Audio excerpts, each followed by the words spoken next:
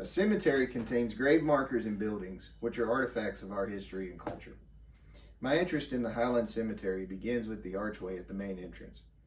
The arch was built in 1937 by the Works Progress Administration. The oldest stone found is that of Maud White, who died at 14 in 1898. Behind me, you'll see the columbarium.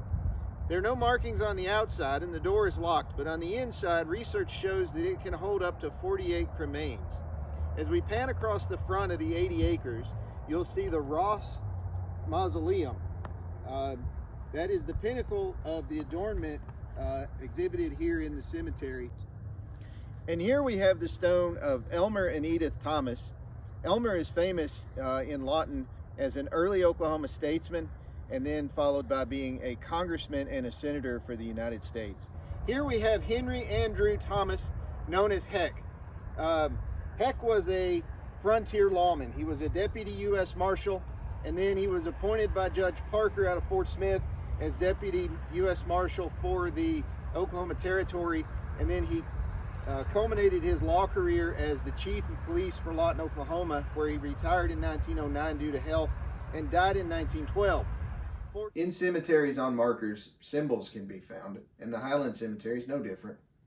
Here we'll take a look at two markers, and on each of these markers we're going to see various symbology of the Freemasons.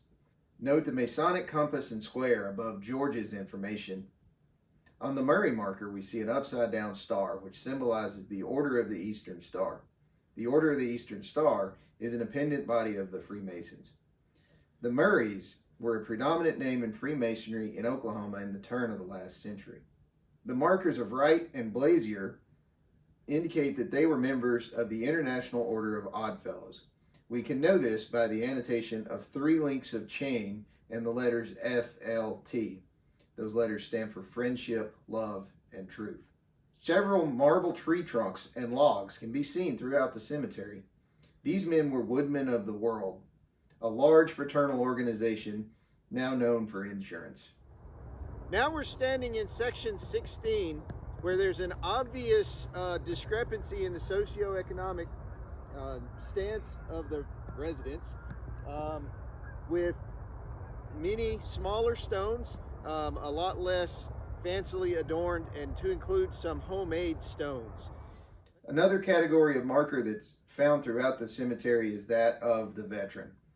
We have seen markers for every war from the Civil War through modern times. Here we'll note 2 U.S. government standard markers. We're going to see one from a Confederate veteran of the Civil War, note the gable shape, and then opposed to that, one from a regular federal troop, note the rounded top.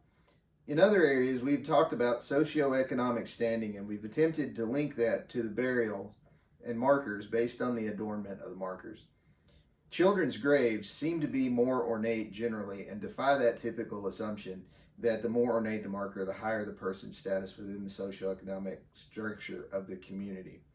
Here we'll see 2 older stones topped with laying lambs and a more modern stone depicting a child under ABC building blocks.